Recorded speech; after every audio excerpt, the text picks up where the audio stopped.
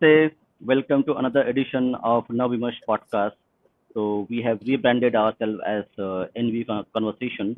So welcome again to everybody to NV Conversations, where we discuss important issues that impact us, our society, and individual. So today we have with us again the academic man. Namaste. नमस्ते भाई. Namaste. Okay, so before we start our discussion, I have shared a few things with the audience in our community post that what we're going to talk about. But it would be helpful for everybody if you can just give a primer overview what we are going to discuss, because this is something which is a little bit old in terms of we're going to discuss 2011 elections, which is about 15 Yes, years from now. So let's give an overview and absolutely, then we will start our discussion. absolutely.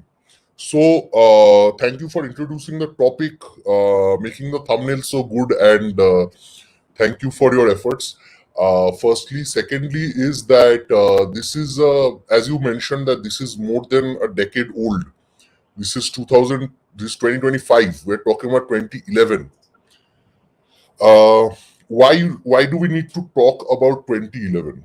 That is the main question. Somebody might say that it is long gone and all that, but I often hear a lot of Indic perspective people saying that Mamata defeated CPIM, so BJP has to be Mamata to defeat Mamata. Basically, only a Mamata can defeat a Mamata. And because of that, there is a tendency to blame the Sangh and BJP, which I don't fully disagree with and sometimes, but then I also believe that there are some things that people don't understand about West Bengal politics.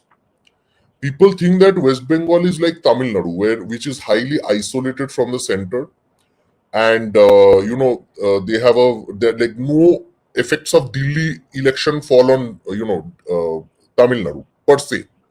Of course, Tamil Nadu has its own issues, but I am not an expert on Tamil Nadu politics and all, so I can't comment on it entirely. Tamil Nadu, Kerala, all this, but I know West Bengal quite well, so I will comment on that. First things first. My primary thesis today is that West Bengal's politics has never been determined by West Bengal politics. West Bengal politics has always been determined by Delhi, by the power structures in Delhi. That is why perhaps Vivek Agnihotri calls his film The Delhi Files Bengal chapter, not Bengal Files. Because Delhi has always had a role to play in the history and geography of Bengal, West Bengal particularly. So, whether we like it or not, whether that is a good thing or bad thing, I don't know. I'm just giving you facts today. So, by the way, your channel has been heavily reported because I was watching Deepta's show yesterday, and today YouTube is asking me, how did you find the video? So it has been heavily reported as expected. Anyway, so I know you wear that as a badge of honor, so that's a good thing. So anyway, so my coming back to the point, the problem with trying to see West Bengal politics as isolated from Delhi politics is that we tend to blame the Bengal opposition and the Bengali people too much sometimes. I know that there are some blame. In fact, on this very podcast, we have discussed many times how West Bengal's people have some problems, some issues. We have discussed that, and or even on CSK we have seen. But my problem with that kind of a idea is it does not paint the entire picture of Bengal politics. So for years that the question is arising that especially by CPIM that BJP and TMC have a setting, which is somewhat I don't completely disagree with personally on a personal thing. But what we forget is CPIM and Congress had a very long setting of 30 years almost 30 years from 1977 to 2007. CPIM had a very strong setting with Congress. The same kind of setting that they are accusing BJP and TMC of. So, this is kind of trying to cast a light on the setting politics of CPIM and Congress. This will help us understand why BJP is not able to fully come to power in West Bengal despite having 40% votes. Okay, so CPIM, when it came to power in 1977, there was a Janta Dal government in the center, Janta Party, which was led by Morarji Desai and all that, and it was formulated by Jayaprakash Narayan. This was after emergency, 75 to 77.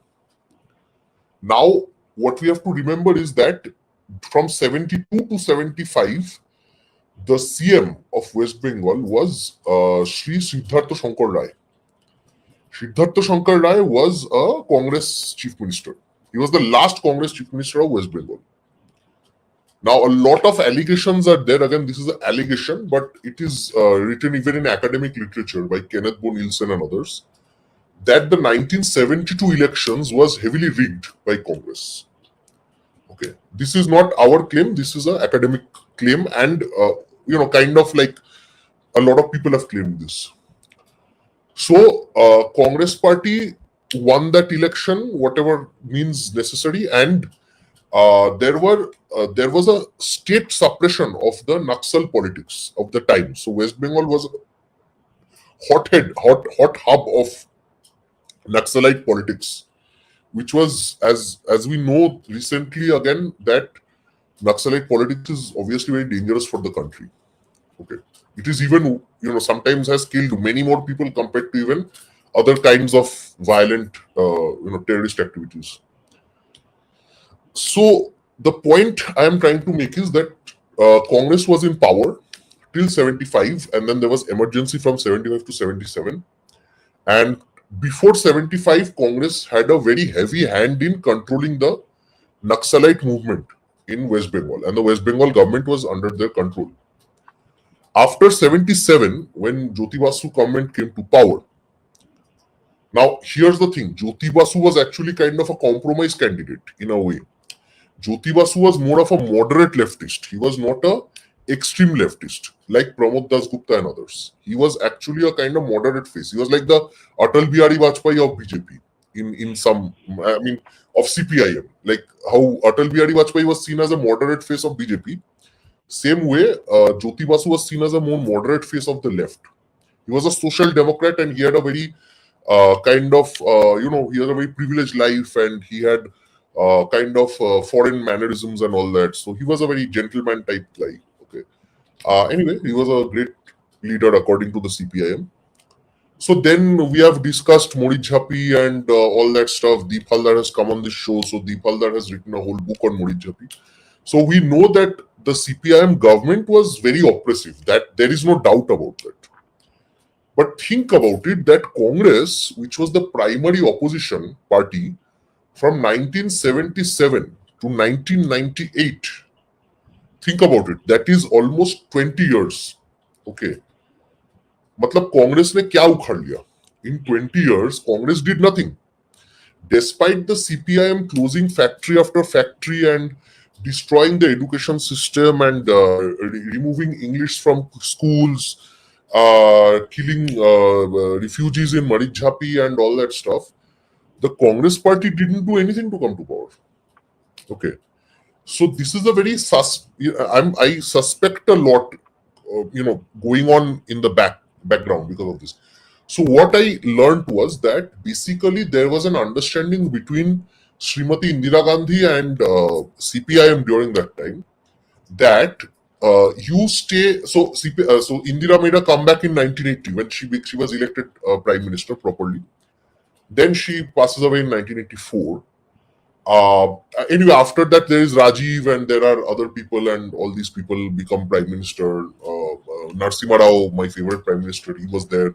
So a lot of people became prime minister during that time, and whatever said and done, most of them were basically Congresses. So before Atal Bihari Vajpayee's government in 1998, there were basically Congress adjacent leftist socialist governments in the center.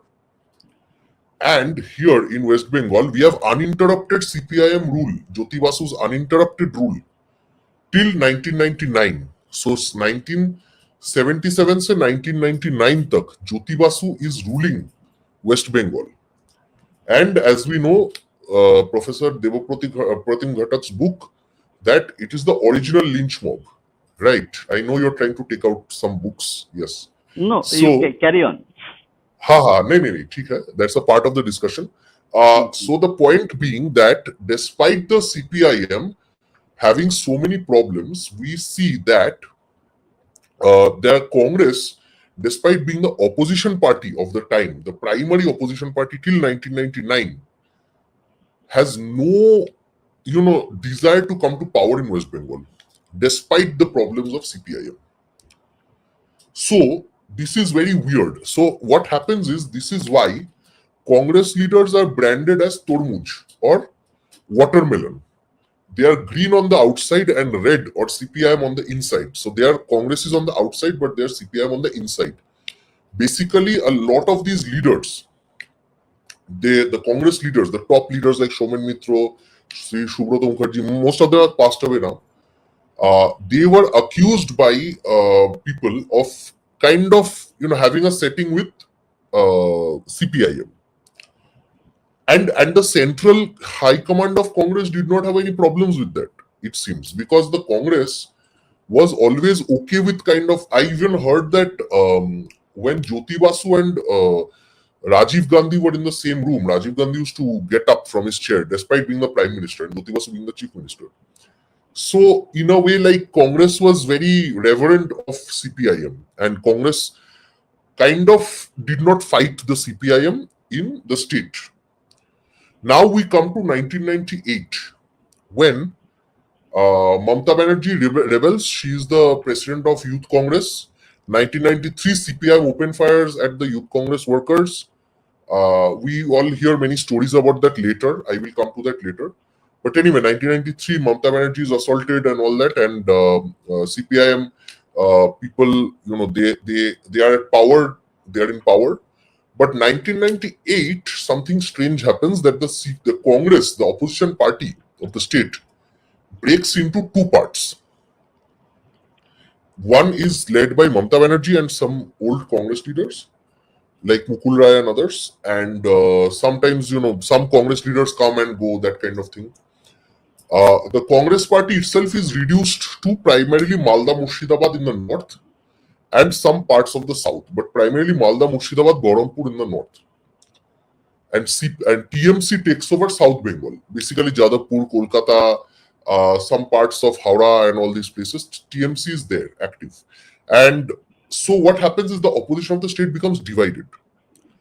Now, a lot of conspiracy theorists say that probably Jyoti Basu intended for the opposition to become broken. Like, once the opposition is broken, CPIM again comes to power in 2001 easily, and Jyoti Basu is replaced in 2000 by a younger colleague, Buddhadev Bhattacharya, Buddhadev Agarwal, as CSK calls him. So Buddhadev Agarwal takes power in 2001, and we see the rise of brand Buddha from 2001 onwards. So what does he do? He says ki abhi bahut factory band kar liya, we've closed too many factories and stuff. So let's start some factories. So he talks to the selling group. He does what he has to. He opens some Salt Lake Sector 5, Rajarhat, all that stuff. He has all these investments coming into West Bengal. And at that time, there were two other chief ministers who were very popular. One is Narendra Modi ji, who is now the prime minister. He was the chief minister of Gujarat, and Gujarat model was slowly becoming powerful. Gujarat model is this, that, whatever. And we also hear of another chief minister in the south called Chandrababu Naidu. Chandrababu Naidu is developing Andhra Pradesh very rapidly, and Buddhadev Bhattacharya is developing West Bengal very rapidly after his own party destroyed the state. So anyway, I don't hold it against him. So he at least tried. Whether it was genuine or not, I don't care. So he tried to get Ratan Tata and all that. But before that, he wins the 2006 election. When he won the 2006 election, TMC was reduced to 30 or 35 seats. Okay, only in the Vidhan Sabha of 300, they have less than 10% seats. And CPIM wins the largest mandate in the history of independent West Bengal, 235 seats in 2006. So you would think that CPIM is so powerful now, right? That 2006 they have won like crazy. They have won 235 seats out of 294. Crazy. So obviously, Buddha Babu gets a boost. He calls Ratan Tata, and Ratan Tata says, "Okay, I'm coming."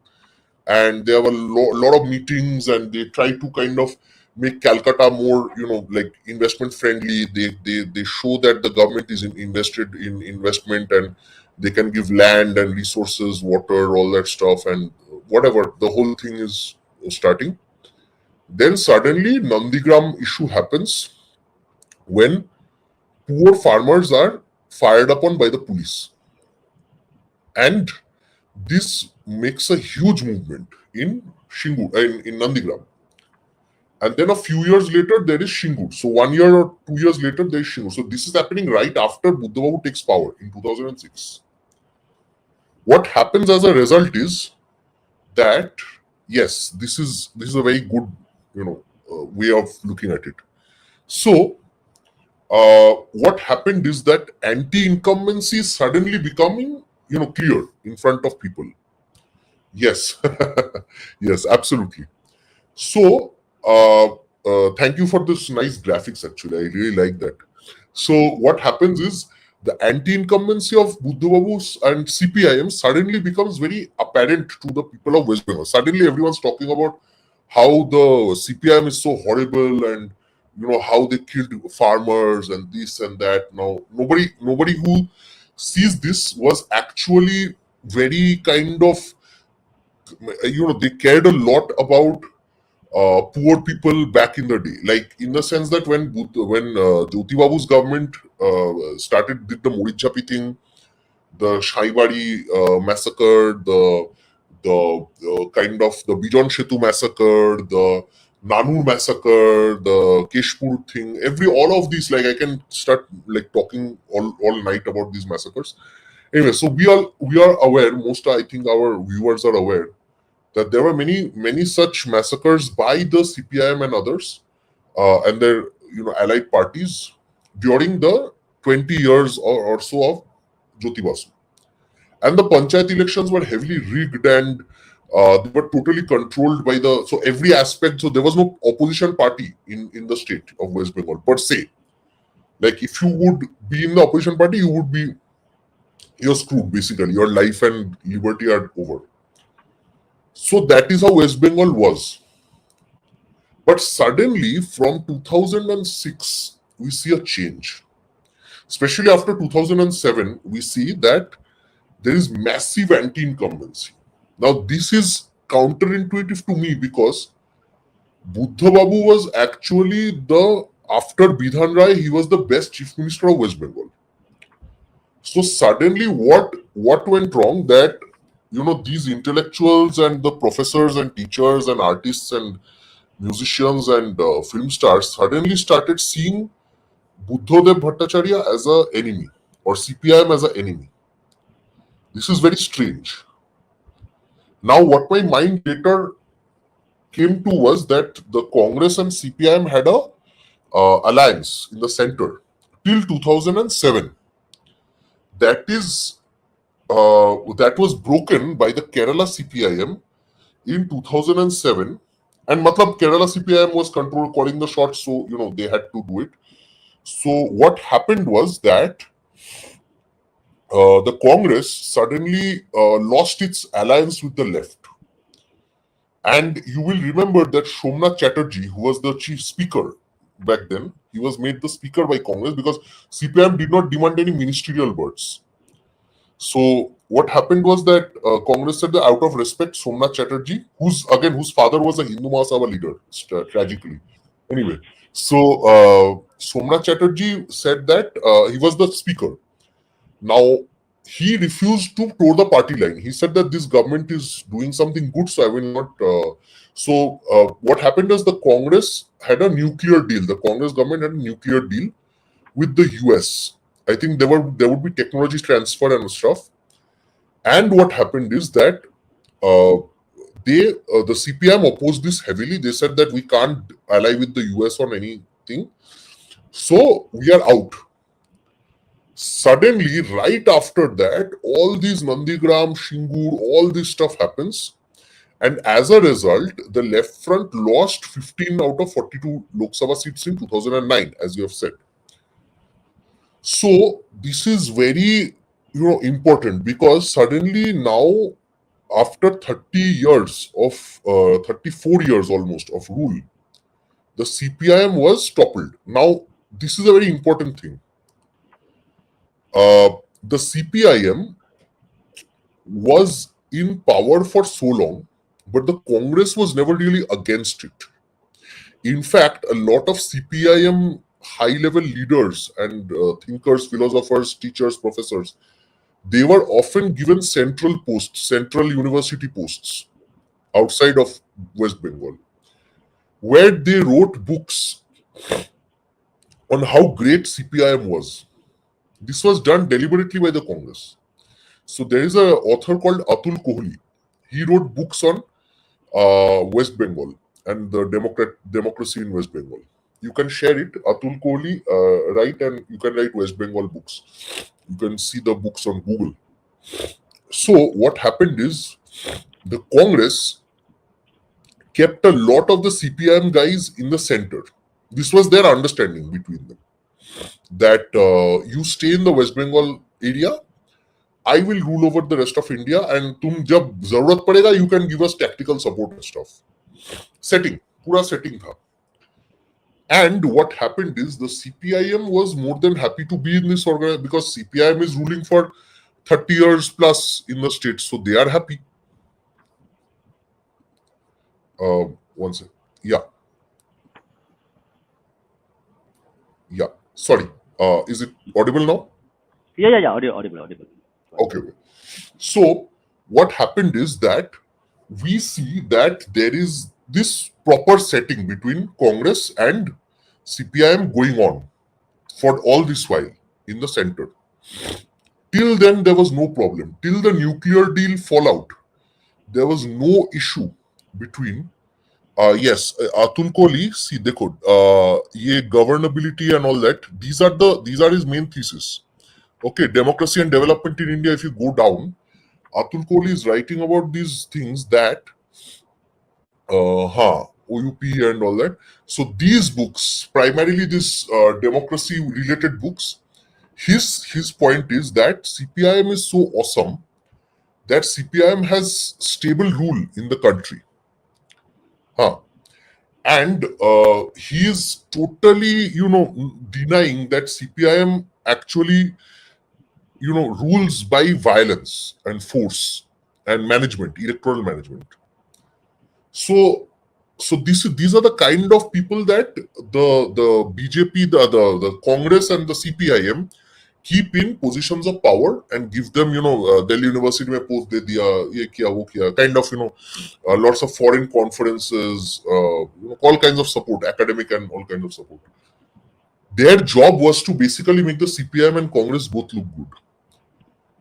And if you think about it, it worked. I mean, in front, if you're not a person living in West Bengal, if you live outside West Bengal, and if you live in the US or whatever in the foreign lands, for you, West Bengal is that one place which has democratically elected Communist Party rule for over 3 decades.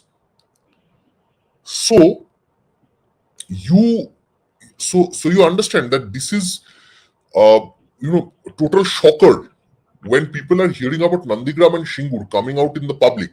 So people don't know about Marijhapi and all that stuff. We now know because of social media and people like Deep Haldar and all these people. We know about Marijhapi and all that. But till, let's say, 2007 and all, nobody was discussing the CPIM massacres and stuff. These were all covered up very cleverly by international and national media. Now, you may ask why. Why is Congress and CPIM so close to each other? So this is my theory that um, you know if the father is the same, then two brothers ultimately have shared blood and DNA, right? So if the father is foreign, दो बेटे कैसे लड़ सकते हैं, right? Like it's always going to they're always going to find each other if even if they're separated in a mela like it happened in the movies. One brother will sing a song and the other brother will recognize and they will find each other. So the Congress and CPIM, ultimately the state mein they came together when Mamata came to power and BJP came to power in the center. Just to oppose these guys, CPIM and Congress again made an alliance in 2016. Okay. So anyway, we'll get to that later.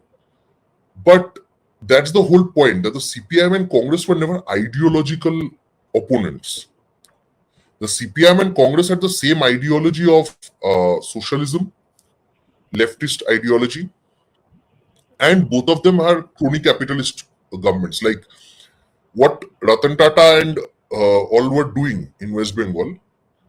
I have utmost respect for Tata Group, but the problem here is that if you're getting land for cheap from the government, then that is called crony capitalism. That's not actual real capitalism. Okay. So that's the problem, that the CPM and Congress had a setting and ultimately it broke away, I told you. And then what happened is suddenly regime change happened. Regime change happened. Why? Because obviously the Congress under Sonia Gandhi was very powerful. It is not the Congress of today. It was very powerful and efficient, and it started to kind of see CPM as an enemy. And they saw that there is just one leader who has been consistently against the CPIM for 3 decades. But Mamata Banerjee, who is that leader, did not win a lot. Like her winning started only from 2009.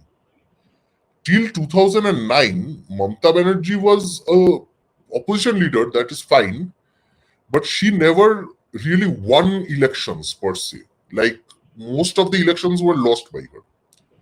So my point to those who say that Mamata Banerjee defeated CPIM, my point to them is that if Mamata Banerjee was such an effective opposition leader, how did she not win till 2009?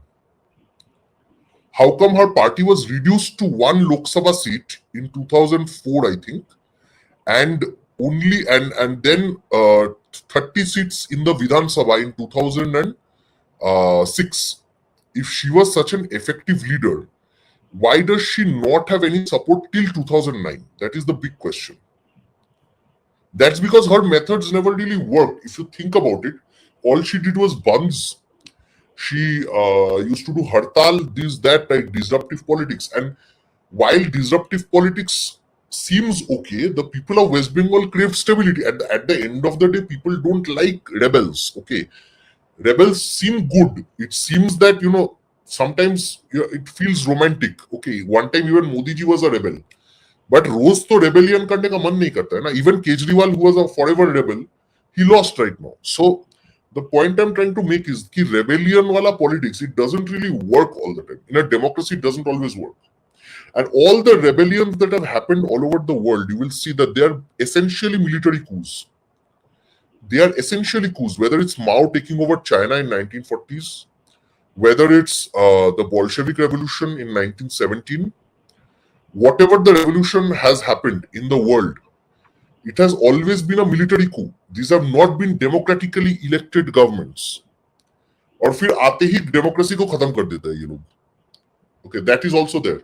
Once a rebel wins, except the American Revolution, I think, no revolution has actually ended up starting a democracy or supporting a democracy. Even the Cuban Revolution did not start a democracy.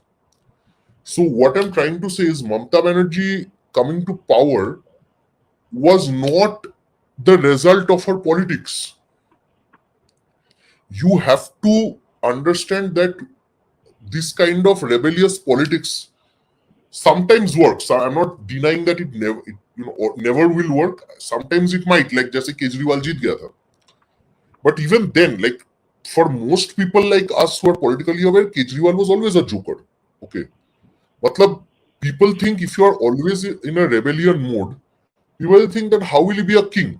The primary reason that Narendra Modi won was because he already was the chief minister, and he was a very successful chief minister. He said that, "Bhai, dekho mera track record hai. This. Okay, now you vote for me if you feel like." So then people saw that, okay, this is a nice track record. So they did not vote for. See, Kejriwal was a legit contender. If you see social media, Kejriwal was a legit contender, but Kejriwal never had the experience of ruling like Narendra Modi did. And what I'm trying to establish here is Mamata Banerjee was a forever rebel. Mamata Banerjee never, except being real minister, she was never really a administrator. She was never known as an administrator. She was known as a disruptor. So her brand of politics never really had an appeal, if you think about it. A rebel is not a real leader. A rebel is just a. देखो मैं तुमको example देता हूँ. In Cuba, when the revolution happened under Fidel Castro and Che Guevara, Che was actually a rebel. Castro was a ruler. So what happens is, once Che comes to power, he kills so many people that Castro sends him to Bolivia and says that, भाई तुम वहां जाके revolution करो, तुम revolution खेलो, CIA के खिलाफ लड़ो तुम. And he dies very horrific death in Bolivia. Because Castro knew that if I run the country, I can't have this crazy psycho in my country who is killing people left and right. He killed people for being homosexual. He killed people for just, whatever. Like, he did not like your face, he will kill you tomorrow. That kind of thing. So Castro को समझ आया था कि भाई this crazy person cannot rule this country with me. तो उसको हटाओ. So Castro ने गैस मार के उसको बोला कि भाई बोलिविया जाके तू rebellion कर, मर गया. And that is what happens to rebels. But this is a democracy. So Mamata Banerjee was propped up heavily by Pranab Mukherjee's organizations, Sonia Gandhi in the center, Congress and TMC had an alliance, and they heavily started defeating Left Front in the elections. Okay. Also, something else that worked was, at that time, there were channels like Z 24 Ghanta and ABP Anando and all these channels. Now, back then, there was no social media. And most of these channels, ABP has always been pro-Congress. वैसे भी ABP has always been anti-BJP, pro-Congress. तो anti-left भी था बीच में थोड़ा, anti-CPM भी था. So what happened was that if you see ABP's coverage during that time, and ABP, देखो, ABP is a brand. Whatever said and done, ABP, Anandabazar Patrika was a brand. It's still a brand. Okay. So Bengalis think of it as a legitimate, kind of media. Ki, if it's written in ABP, it must be true. We used to make fun of that, but we can't deny it, right? That's why I talk about when I say, why is Modi ji sending Shashi Tharoor to US? Because Shashi Tharoor has that legitimacy, na? Modi ji can't send Giriraj Singh to US. उससे और पाकिस्तान के साथ युद्ध हो जाएगा. I love Giriraj Singh. But let's face that fact that if Giriraj Singh can't be sent to the US, you have to send somebody like Shashi Tharoor, right? So that is the thing that we have to understand, that ABP had that brand. And when they have a 24-hour channel, which is following Mamata all the time, like the Mamata is doing this rally, अरे दिखाओ, Mamata is going to the village, दिखाओ, Mamata के साथ वो helicopter पे चढ़ गया सुमन, दिखाओ, हाँ पूरा. So Mamata Banerjee is being focused like anything on ABP. हाँ, सिर्फ जी 24 घंटा सीपीएम के साइड में था, वो कोई देखता नहीं था ज्यादा. So what happened is that ABP group totally allies with Mamata Banerjee, and we see that people are crazy about Mamata Banerjee.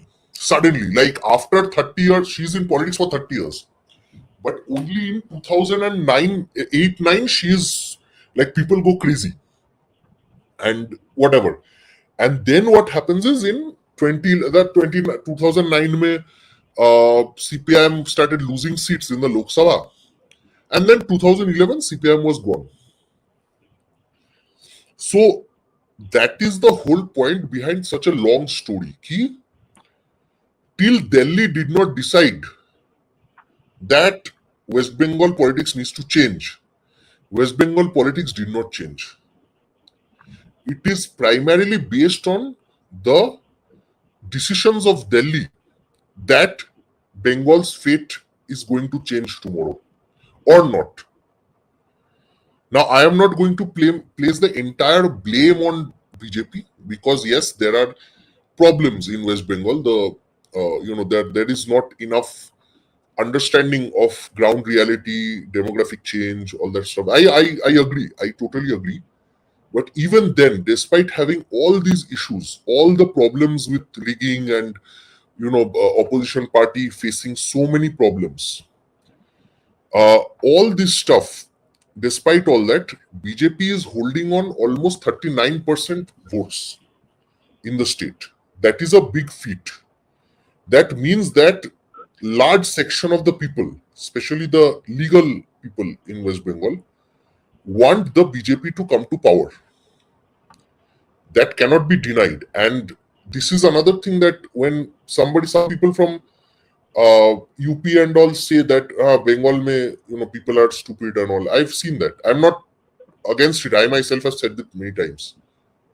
But when I told him that, Dekho, your caste politics in UP gave BJP only 38 seats. Now he's a huge BJP supporter. So I said, you have caste politics in UP, but you guys still, you have best CM, best PM. Okay. But you still gave BJP only 38 seats in the Lok Sabha 2024. So in Bengal, at least, we can say that caste hai, we have discussed caste and all that stuff in Bengal. But जो भी हो, ये cast के basis पे voting उतना नहीं होता है जितना UP Bihar and other places में होता है. Even south has more caste based politics than West Bengal. Okay, यहाँ पे caste is a social issue but not a political issue. And people across caste, Brahmin से लेके दलित, एवरीवन, ओबीसी, दलित, जो भी हो, most Hindus are voting for BJP. Most Hindus are voting for ये. That I am not saying. All the surveys are saying. Of course, there is a large 35% population who are not voting for BJP, who are never going to vote for BJP. ये problem BJP को face करना पड़ेगा. But we cannot deny that there is a very large section of people wanting BJP in power. And that is the dilemma of the people. That is the dilemma where we have to start asking also questions like why despite having such mass support, we are not getting the kind of, BJP is not getting the kind of results in West Bengal that is expected. Anyway, I have spoken for a very long time. I think you can. Yeah, it take was some. like a very long intro, but important, and also with the graphics, it made, Yeah. because it's important people to understand, because we are jogging a memory of almost 14 years. Okay. Yes. So hopefully Absolutely. people would understood the context, and with the graphics and the other things, with thanks to capitalism and AI, we're going to do this. So yeah, so now I have a few questions. I'll ask one by one. Okay. So in your primary, you mentioned that the West Bengal politics specifically. Okay, there's one more like caveat which we people need to understand who are listening to this. This we are talking about politics as a pure politics. The problem with us is that we attach politics with social issues, with international issues, with internal problem things. We are analyzing in a pure political context what really happened and how it happened, and how the learnings can be a kind of a like a path breaker or a change of path the way the politics has been done now.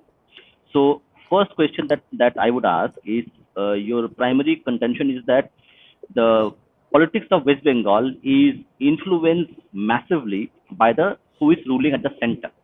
Okay, and that Yes. may not be, a very like evident for the rest of India, like west of India or east of India, means UP, Bihar, MP, and even south of India.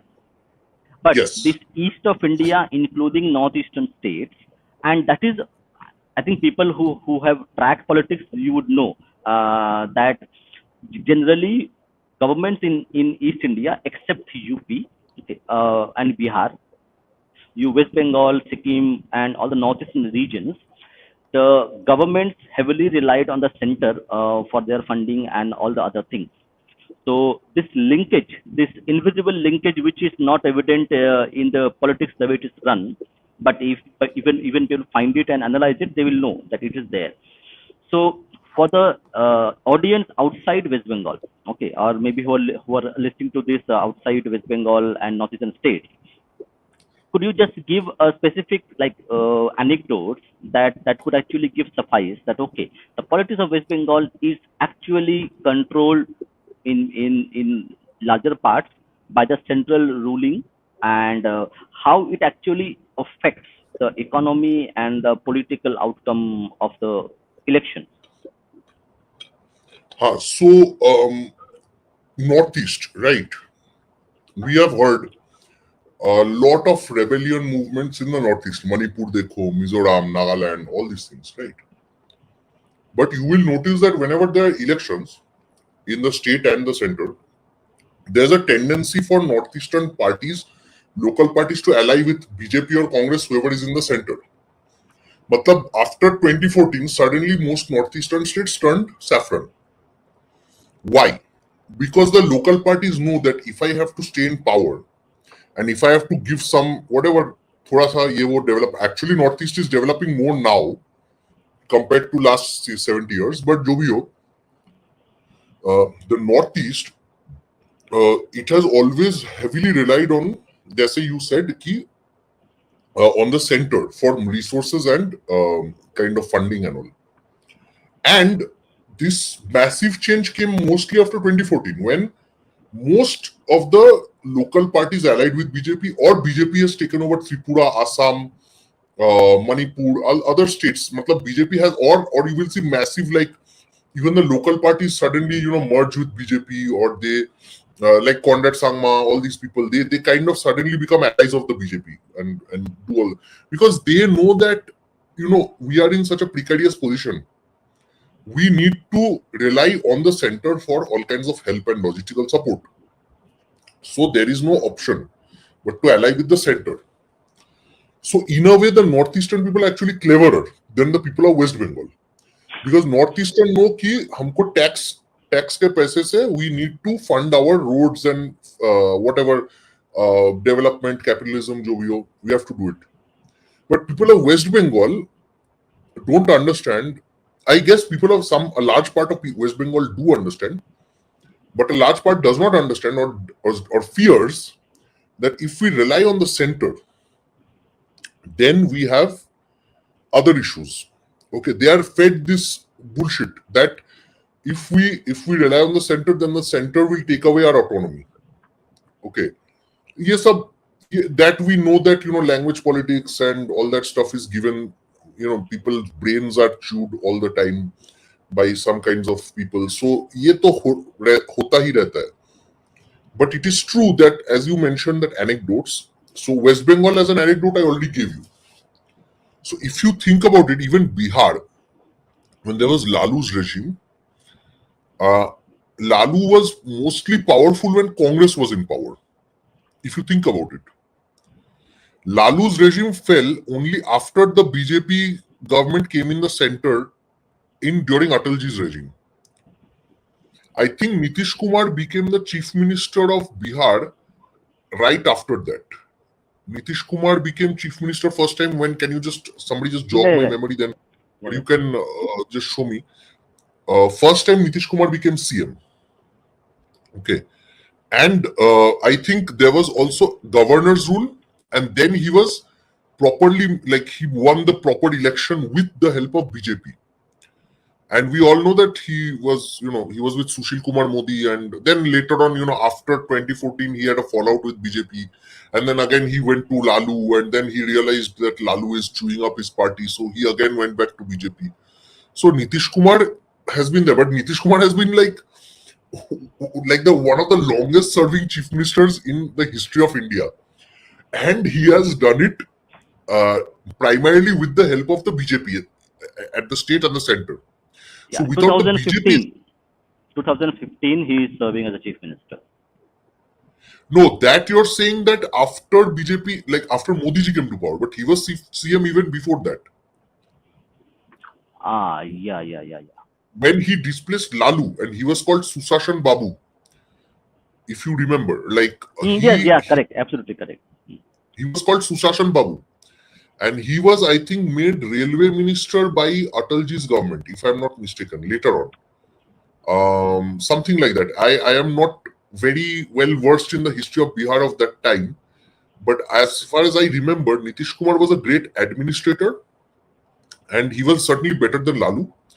But Lalu's main power always came from Congress. But Lalu was in power for so long, kept by the Congress, till TN Session and all these people, kind of started doing the electoral thing. Because Lalu used to capture booths. Booth capturing was Lalu's, Lalu was known for, Lalu's party was known for that. And he had people like Shahabuddin and all these people used to do whatever, all kinds of activities, illegal activities. Yes, 2000. See, it was during NDA rule, Correct. right? So NDA center mein tha, then JDU came to power. And if I'm not mistaken, there was a very shaky government. Then there was governor's rule for a few brief months, and then Nitish Kumar became proper CM with the help of BJP properly at that time. Okay, so this is the thing that the BJP has always, the BJP bolo, Congress bolo, they have determined the fate of Bihar also. No matter how proud the Biharis, whatever they say, the fact is that their fate is just like us. Their fate is also linked to Delhi. Okay, and with the exception of 2015 election when Nitish Kumar and Lalu alliance, they won. They had to ally, and BJP, despite being the largest party, single largest party, they lost out. So BJP had again same as West Bengal. So they had the support, but they couldn't they didn't do the needful to kind of or whatever, and there were caste politics and stuff, and so they lost out. So be it Bihar, be it Northeast, be it other small states, there has always been in the East. Like you mentioned, that this is not Gujarat, where center mein Congress hai, to still BJP is winning in this state. This is not like that, and neither is this like Madhya Pradesh, where again same thing. So Shivraj Singh Chauhan has been CM for a very long time. So this is not like that. This West Bengal, Bihar, Northeast, all of our fates is shared. When the center has willed it, then the governments of these places have changed. It's as simple as that. Again, this is also due to the fact that these states were always underdeveloped. West Bengal, after being developed during the British period, became underdeveloped in the 1960s and 70s and all. And we have become poorer ever since. West Bengal is one of the poorest states right now. So, because of the poverty of aspirations, poverty of actual poverty also, West Bengal and all these states are heavily dependent on the central parties for existence. Which is why, again, it begs the question that, the state the intervention by the center, how it will happen, when it will happen, I don't know, you don't know. Perhaps you may know, I don't know for sure. But I can only think that after 2021 and 2024 debacle, the BJP is, let's not always blame the BJP, because it did win Delhi, Maharashtra and Haryana right after 2024. So BJP is certainly trying some things after the 2024 shocker. So in that sense, and again, the Sindoor and all the Operation Sindoor, the diplomatic stuff that they are doing, it's better than before, obviously. Many nationalists and indie-wing people will appreciate the BJP's efforts there. But fact of the matter is, West Bengal is still kind of in a limbo. Like West Bengal ka fate is very much in a limbo, and I can say from my experience in the state, because I interact with lots of different kinds of people, be they lower class people. When I say lower class, I mean people who work for every day, like daily wage laborers, factory workers, lots of people who kind of do small gig economy stuff. Okay, everyone's doubtful. Like many of them do vote for BJP, but they are doubtful whether BJP will come to power, because the doubt is there. Because In 2021, actually, one person had told me that whoever I'm asking is saying I voted for BJP, but then if BJP loses. So that is the main issue, that people here are now frustrated after like almost 5 6 years 6 years of giving BJP votes, and that too BJP did really well in 2019 elections. So there was an expectation that just like the TMC won in 2011 after 2009, so after 2019 when the BJP got 18 MPs from Bengal, that BJP would definitely win Bengal in 2021. But that hope was dashed to the ground. And then there was post-poll violence, and the BJP's role during that time is a bit problematic, and there was not much attention to the state after that. So it is a very difficult phase for Bengal in that sense, that people are confused. There is Abhaya case, there is Murshidabad, there is the SSC scam. All of this have totally, if you go online, you don't have to listen to me. I mean, do listen to us, but what I'm saying after that, go to any mainstream media house ka YouTube channel and go to any video of Mamata Banerjee or TMC government, related news, any related news, and just check the comment section. Except some very enlightened individuals who are typically from Bangladesh, you will not find any positive comment regarding Mamata Banerjee and her government. Okay. Now a lot of people will say social media se kya aata hai, but social media is very important. Like social media ke wajah se BJP is getting 40%. And if you see the mainstream content creators in Bengali right now, almost all of them, yeah, and they have like 1 million, 2 million subscribers. Okay. 2 million subscribers is a big thing. For a regional channel, is a big thing.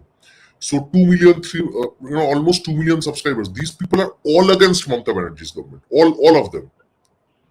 So there is certainly a palpable anti-incumbency against the present government. That is definitely there. But when you ask people whether they think BJP will come to power, then they are, because of their bitter experience in 2021, because a lot of people had hoped. It wasn't easy. A lot of people I know personally, that a lot of people did not vote many earlier. But after 2019, they were so hopeful that BJP would come to power in the state. Many of them went out to vote. Okay, many people bought tickets home, train, plane tickets, came, voted in 2011, and BJP still lost. So, and then post-poll violence and all that, and that, we all remember that time. It was a horrific time. But the problem is that there is very little sense of security left in West Bengal. And a lot of people are like, what happens to people who are kidnapped for a very long time? They develop Stockholm syndrome.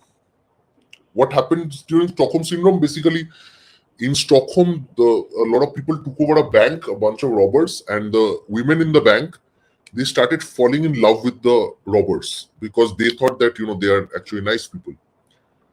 So that is what happens. That we've been held hostage in West Bengal for so long that it is difficult for people to kind of, they know that SSC scam, who has done the SSC scam, they know what happened with the Abhaya case, they know what happened with Murshidabad, they know who did Sandesh Khali, they know all this, but they are still having problems to imagine that BJP will come to power in 2026, and many of them are voting. That is evident from the vote shares that 40% almost is voting for BJP also. But they are not getting the positive vibes that you would expect from people. They are not getting the kind of, that, okay, there will be change. That kind of, that assertive, positive attitude, that is missing. Okay, that the center, I don't know what the center will do, but I hope the center takes note of that. If there is to be change. Correct. Now we'll come back to my, I have 3 points to discuss. Okay, the second point is, I think most people would not know, but uh, since the British time, correct, the East India, specifically East India, was heavily like policed. I would say influence of outside forces in East India Yes, was quite a lot, including Northeast, and you'll see the demographic change and everything happened in West Bengal. yes, So, and that legacy is something which is can be shared by Tamil Nadu, like southern states, okay, where you had a similar yes, kind of influence happening. So, except yes. Tamil Nadu and regional Kerala, that state, East India completely was like influenced since British times by outside forces. Okay. Yes. And now, do you think that still that like assets created at that time have been for over generations have been the beneficiaries of all the incentives given to them, and that creates and that is a kind of a hindrance for the like national party like BJP to come into power, because the problem, the Achilles heel for BJP is correct, the academia, the perspective, the PR game, okay, and over the messaging game. And they already, and the people who do not want people to come to power, for BJP to come to power in West Bengal specifically, because West Bengal is a gateway state. Okay, West Bengal is a Yes. gateway state to Southeast Asia and to Northeast. Okay, and Absolutely. in your opinion, that the influence of over 100 years of outside forces creating their own beneficiaries and assets, that creates a kind of a very like a blind spot for a party like BJP to actually break that shackle, that break that wall. I definitely agree with you on certain points there, that there are the influence of certain foreign ideas, certain foreign people, certain foreign groups in, especially in West Bengal, where the government, actually the problem is not that the foreign influence is there. Foreign influence छोड़ दो, शायद मुंबई में भी है. Okay, let's face it. But the problem is that West Bengal lacks a democratic governance. Matlab, the government, whoever is in the state government, has immense power over the lives of the people. That is not the case in Gujarat, Maharashtra, Madhya Pradesh. It's not that powerful. The government in West Bengal is so powerful. Every aspect of your lives is controlled by the government. Okay, even what you will eat, what you think, what you feel, everything is controlled by the government. Abhi ye dekho, this is what happens actually. This is what happens when you have a large section of leaders like the people who we call BBK commies, Kolkata BBK and all, and Neerajan is smiling somewhere, I guess.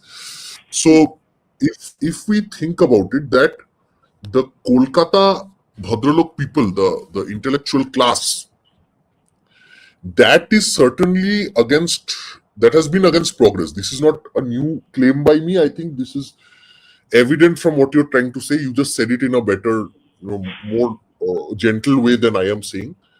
But the Kolkata Bhadraloks are firmly in, they are against progress in the state.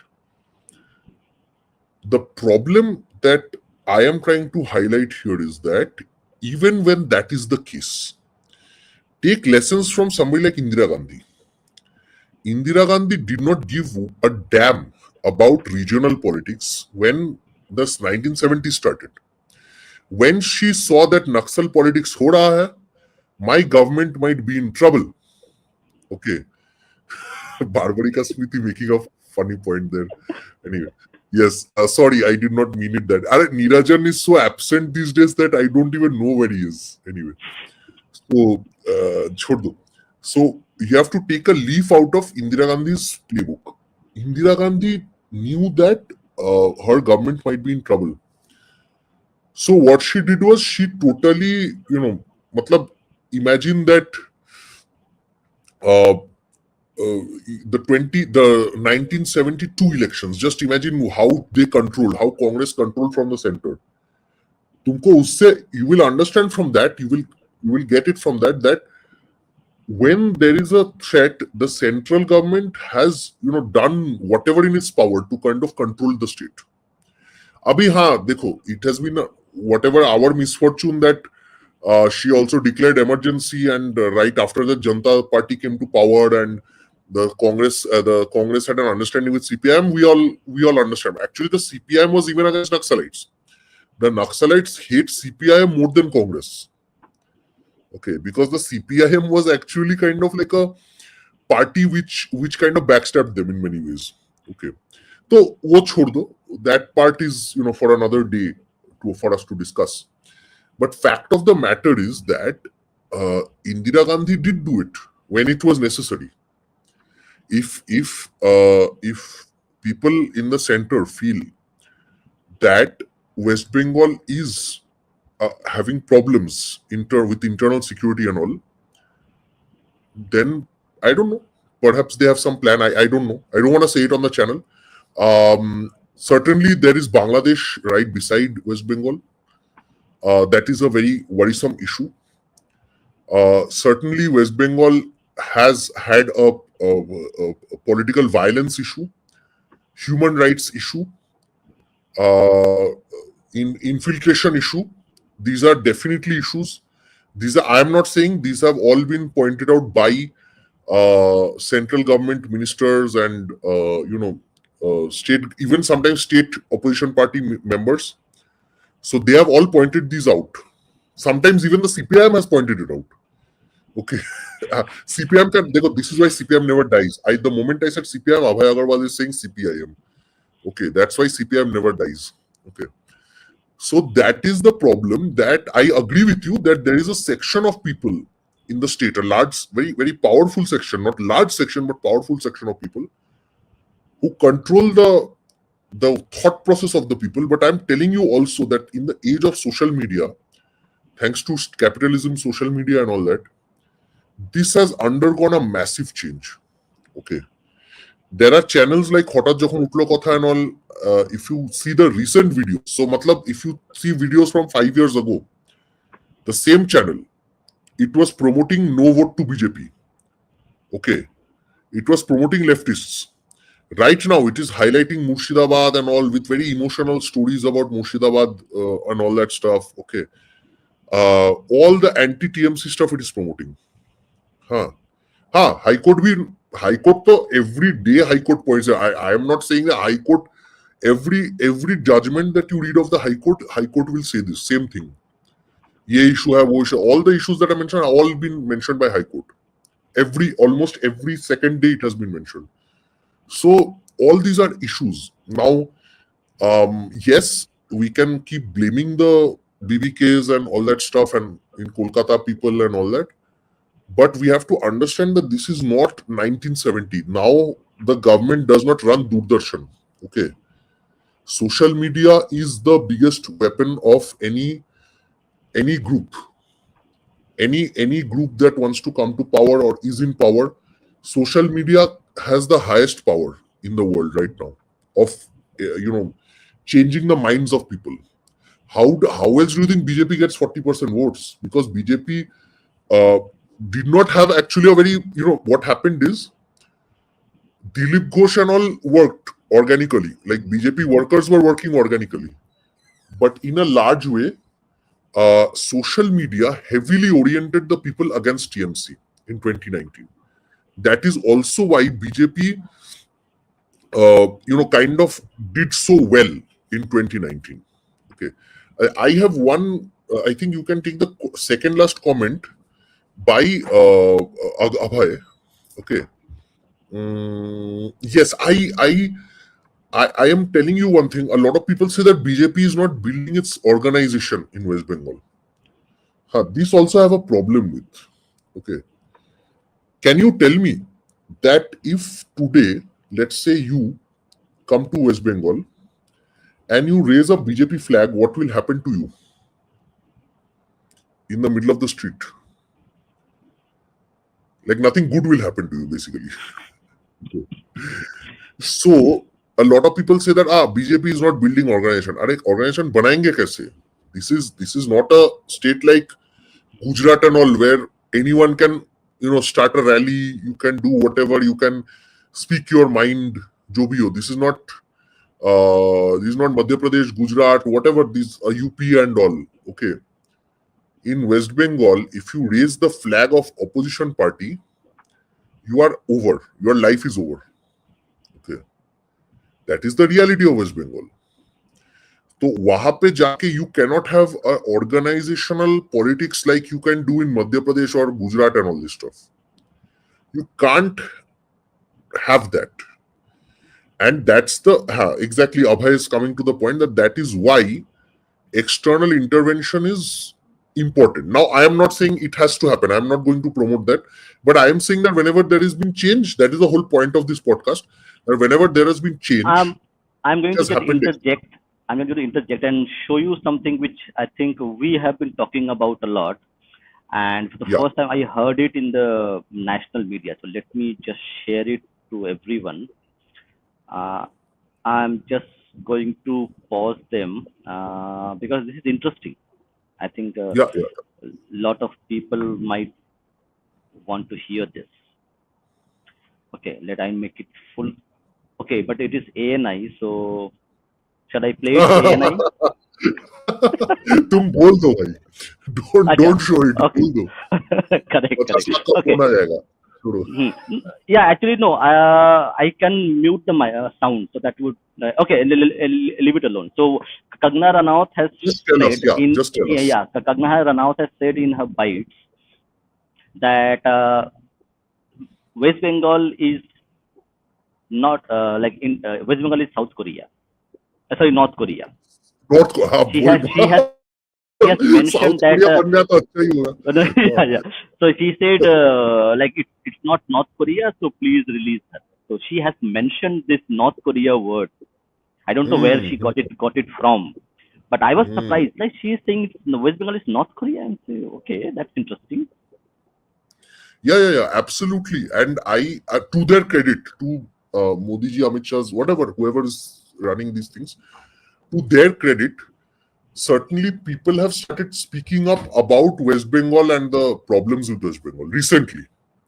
And dekho, somebody like Vivek Agnihotri, who is now respected as a filmmaker in large parts of the country, he is also making a movie on the history of the communal violence of West Bengal. So we should not totally blame them. They are doing, some people are doing the work.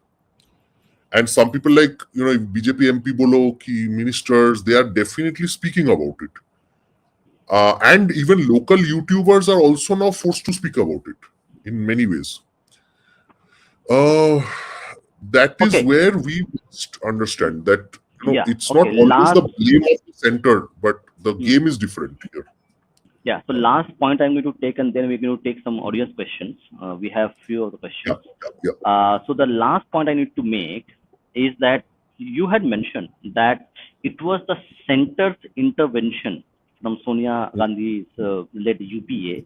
Okay, so Mamata Banerjee had built her own organization, maybe whatever she had built a ground support, but it required the center's intervention, Sonia's intervention, and she sent like central ministers' help and other things to actually. And we all know that from the Kangana Ranaut's comment that it's a North Korea, that people live there. So election rigging was something which was quite common, especially in the northeastern states. Okay, so center's intervention in creating a narrative for TMC. Okay, central leaders in 2011 coming to West Bengal and forming an alliance with TMC to actually give the catalyst, how to say, the incentive for people to actually, okay, center is coming here, Congress wants to help TMC. So, So 2 points. One is the narrative front, which Mamata got a really boost from center, and second was the central leadership and political support she received from Congress, which actually tipped the balance against CPM, because CPM had the administration which would do the bidding for them, and they had the narrative. The Congress, with the help of Congress, TMC was able to get the two fronts which it was losing in 2011. Yes, absolutely. One factor was certainly that 2011, the Central Election Commission, which conducted the election in the state of West Bengal, they actually did a very fair, good job of having elections. So, TN like you said, session, till the TN TN session session was was not there. okay. I don't think he was there, but Mhm. Job, whoever was there, I don't know who Mhm. was the election commissioner in 2011, but Mhm. certainly whoever was there, a lot of people, uh, even other parties like BJP and all, said that this was a fair election. After a very long time, West Bengal had a very fair election. Abhi dekho, the funny thing is that even during the fair election, the difference in vote share between CPIM and TMC Congress was 1% only. The difference between the TMC and Congress, oh, whoever, yeah. But let's face it, that certainly that even if it was Mr. Qureshi, good job as an election commissioner. But we all know that if the central government has some power in there, okay, let's not we don't need to comment on it. But I mean, I think the audience members know that the central government has a role to play in these things. So Jobio, forget that. Hmm. My Hmm. other point was that if the opposition parties, they actually got the chance to do some propaganda and all that, and the important thing was that no allegation of booth capture and violence and all that stuff was heard. Very few people complained about the election in 2011. Ever since then, every election has had violence. Before that, every election had violence. So 2011, in hindsight, was one of the only elections in the last maybe 20 years or so, 30, 40 years, that we don't see any complaint of violence.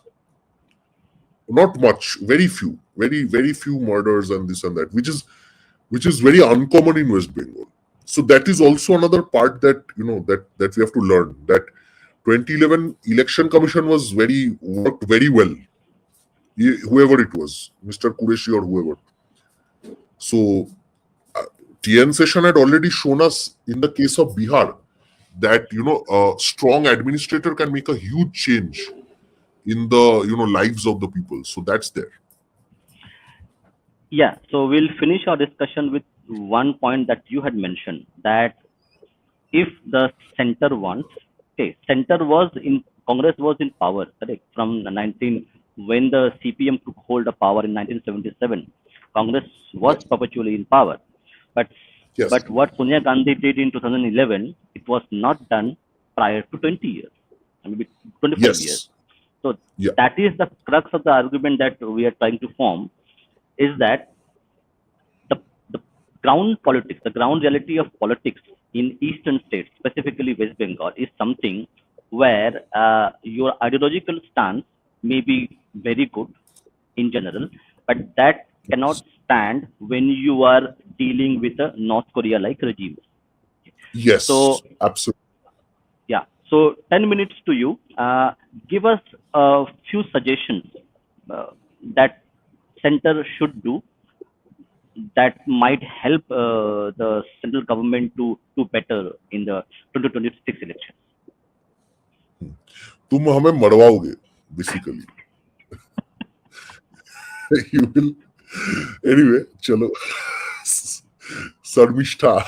Anyway, so the point is that anyway, I don't want to make any new suggestions. I have nothing. I'm not a very knowledge. Yes, I have some knowledge in this politics and all, but what I understand is that I think that the demand of some BJP leaders in recent times, like Shubhendu Adhikari and others, these demands are very much logical, I would say. Shubhendu Adhikari has repeatedly asked for 356 in the state. And that I would say I don't see the that as illogical. Okay. And that can never happen. Yeah, I don't think that is I don't oppose it per se. Again, I'm nobody to oppose it or supported. But then I would say that if you look at what Shubhendu Adhikari and others have said, some others have said about how BJP needs to go about in West Bengal, I think that is fairly logical and fairly, he knows the ground reality. That much I can say, that one person who definitely knows the ground reality of West Bengal, two people in the entire state know the ground reality really well.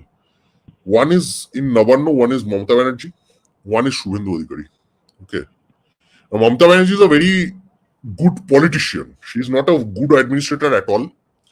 She is not a good chief minister in any sense of the term, but she is a great politician. Okay, she reads the ground reality really well. This I can say, but the only person who does it slightly better than her is Shubhendu Adhikari. That also I have to say. So his suggestions for 356 and all, I think they are the only way. I don't see any other way. Like you can do all the propaganda, all the whatever, but at the end of the day, if you have 35% population who is against change for whatever religious reasons and all that, if you have a large section of beneficiary class people who benefit from illegal activities and stuff, then you cannot have meaningful change. Even if 50% of the 60% of the population wants change, that 40% unitedly will destroy that the vote of the other 50%.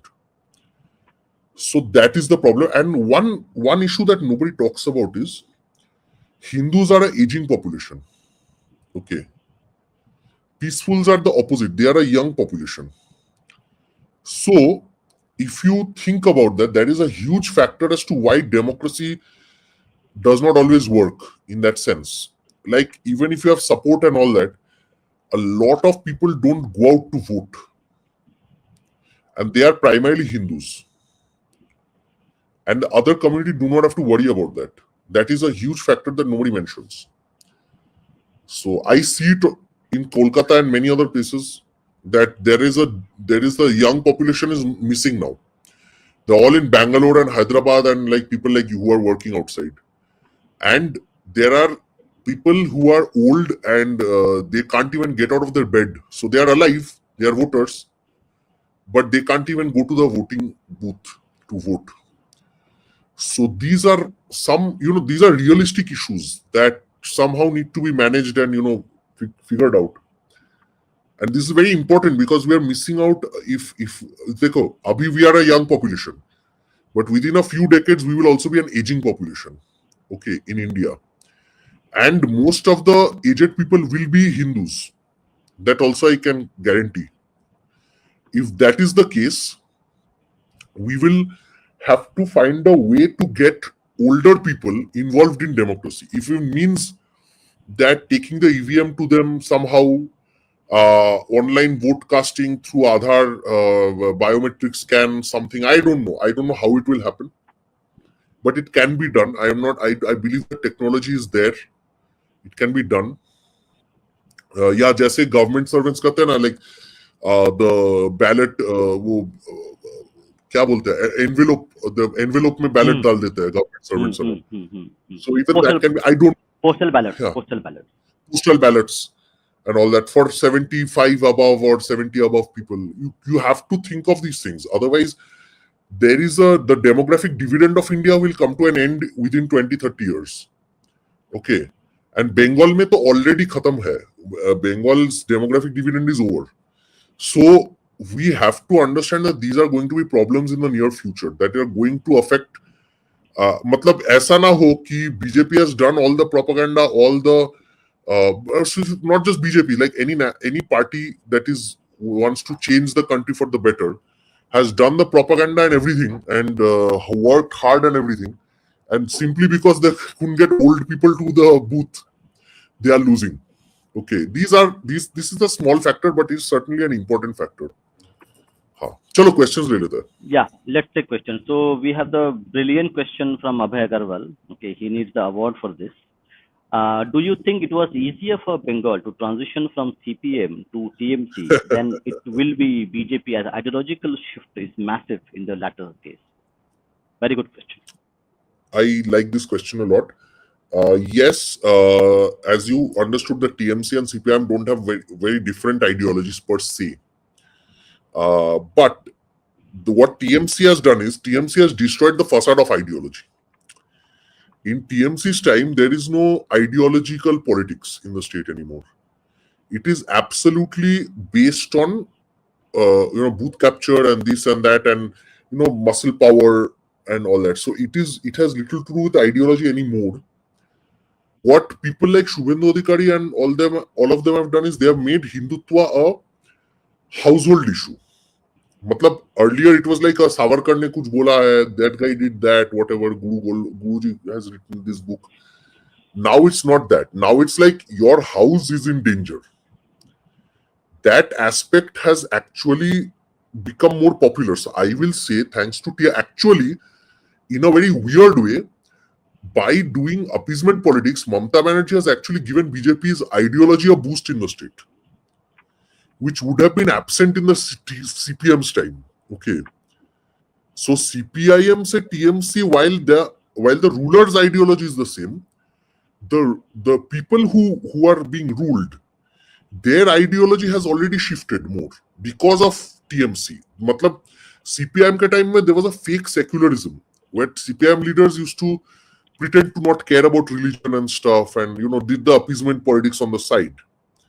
But TMC के time में it is so naked and open that the BJP is now, the totally logical part of it is that BJP has to come to power to save people. So that is definitely there. Yes. So now we'll take, this is also a very important question. This is our member, Barbarika Didi. So she supports us. So thank you, Didi, for this. But this is a very important question. I think the idea that the center can't be good for Bengal, it's a generational trauma from Congress era. How do we overcome this? This is not just a generational trauma. This is more to do with the propaganda politics that the leftists have done for 3 decades, 4 decades. This has more to do with kind of making North Indian people look like very bad people. Okay, this has little to do with actually what Congress did, because I'll be honest with you, most people in West Bengal don't know that much history. Education system का वाट लगा दिया है CPM ने, so people don't care about कि कांग्रेस ने क्या किया and all. They have done stereotyping. They have said कि UP Bihar people are casteist. Okay, Gujaratis and Marwaris they steal your money. Biharis steal your jobs. So it's very basic. It is very primal and basic. इतना भी मतलब difficult नहीं है. Okay, and they have forgotten Congress era actually. They have forgotten even CPM era, because I'll tell you what, the TMC has been in power for 15 years almost. People forget that the TMC has been in power for so long that a lot of this stuff has kind of gone crazy. Yeah. So we'll take few more questions. Maybe two more questions and then yeah, 2 more questions. Yeah. Okay. Okay. Yeah, this is interesting question from Milton Patel Friedman. Can't BJP co-opt the henchmen which are doing a lot of good work in West Bengal and tie up with BJP to make West Bengal a prosperous state? I'll give you the example of Arjun Singh in Barakpur. But I'll tell you what happened. In front of his house, people started bombing. And see, in North Korea, that is what happened. Police did not care about him. Okay, he kept going to the police and all that. Media, sab kiya, nobody did anything. So Arjun Singh is a very strongman kind of a leader. He even won as MP from BJP, then he lost in 2024. But what happened is TMC did not allow him to kind of do his politics properly. TMC nahi bolunga, allegedly, he could not do politics. So if you think it's that easy ki paisa deke you can buy the gundas, if you tomorrow buy the gundas, it will take 2 seconds for the police to file a case against him and put him in jail. And don't think that the CBI and all that are just putting random people in jail. Sometimes the proof is given by the local police to screw with someone. Anubrata Mandal is not just a victim of CBI's policing. He is also a victim of local police aspects. So it's not that easy. Even if you have a gunda and he turns on your side, the next few days he will be shown the reality and then he will have to make a choice. So it's not so easy. Yeah. So final question: do you see Suvendu as a rebel? I don't see him as a rebel. I actually see him as a bit of a rebel, but his major identity I see is he is a fifth generation politician. Okay, his father. He was a minister. He was an administrator, and I think he has a lot of administrative experience as well. So he's not just a rebel. देखो मोदी भी rebel ही था in that sense. Like Modi was also a rebel, but full, like not Kejriwal, like full all the time rebellion कर रहा है ऐसा नहीं है. So in that sense, like he's a rebel, but I think he's a great administrator as well. Achha, I'll just take Ashok Mukherjee's question for 1 second. Yeah. Actually, I was about to do In that. CPM in Bengal, a gone case. What is the future of Bengal? Is BJP, TMC, or Congress?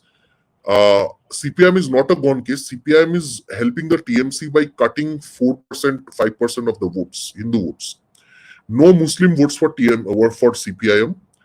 Hindus vote for it, and they are doing this on purpose because they want to kind of offset the BJP. The CPIM is very dedicated in its ideology that it is anti-Hindu. So, that part is CPIM is always going to be there, and CPIM, most importantly, controls a large section of the media and teachers and professors and this kind of academic people. So you can never completely say CPIM is a gone case. अच्छा गिरिधरन गाउंडर का कुछ question था Yeah. and this is the last question, huh? Yeah. So actually, this Why- is something important. You give your comment, then I'll give and we'll finish it. Yes. Why I give importance to community gathering of Hindus is because that is the only way Hindus would come to know about false propaganda. Yes, and a bit of no, but I will tell you what it needs. देखो, community gathering is important. I agree. But you need leaders. You can't expect कि मतलब, random people will go and, we will all assemble. You need some kind of, very credible people. Let's say an Anand Ranganathan, J. Deepak, this kind of intellectual, somebody who is well versed in the ideas and who can speak in English. These are important. These are not necessary, but these are very important. Today, I was just telling someone that today a rickshawala probably knows more Hindutva than I do. Okay, but who will listen? If I talk in English and he talks in local language, nobody will listen to him. That is the reality. This is a harsh reality. So building your own elites is very important to take the next step. उसके बाद community gather हो ही जाता है. I have seen J. Deepak's fans going crazy in Calcutta. I have seen it. So ऐसा नहीं है कि मतलब there are no people. You need the leaders. You need proper good leaders. And when I say leader, don't mean MP, MLA. I mean thought leaders. People who are educated, who can kind of give good ideas and talk to people and stuff. Those kind of like Shashi Tharoor. You need 100 Shashi Tharoors, but who are Hindutva, like who are dedicated to the cause of Hindutva. ऐसा चाहिए basically. So yeah. Yes. So thank you very much. So I'll take 1 minute and then finish it. So I was like putting in my community post today the importance of social capital, okay, which is Yes. like a bedrock of any civilization, not about community nations. If you as a civilization, if you want to become who you are, you were what you were because of social capital. And social capital is a very complex topic that we will take up sometime later. How this is formed, it's an academic thing, but at the ground level, people who are listening to this, okay, what you can do at the individual level is that first of all, empower yourself, okay, empower yourself and empower people who are around you, okay. and that's the best you can do right now. Okay. And from that, new leadership will emerge. Okay. So two things you can Yes. do right now, just two things. First, empower yourself, and then empower somebody else who needs help. Okay. If you can just Absolutely. do these two things, okay, at the individual level, you will see a lot of things are happening which are like a domino effect of your individual efforts, Yes. and that becomes a Absolutely. community effort. So that you can I do. absolutely Okay. agree with you. Yeah. So thank you, academic man, for coming. Thank you for your sharing your knowledge and experience with us. Okay. And Sharmista. Okay. Sharmista, see, go to YouTube and just do a search how to surf the web, or how to surf go to internet in a safe manner. You will get all kinds of advice that is there for last 10 years. You don't have to do anything. Don't listen to me. Go on Google Yes. and ask how to use internet in a responsible manner, on use social media in a responsible way. There are million articles, million videos available. Just watch them and keep yourself Anand safe. Ranganathan also says stuff, but he never goes to jail. So think about it. Exactly. Yeah. So thank you. Jai Shri Ram, Vande Mataram. Jai Shri Ram, Vande Mataram.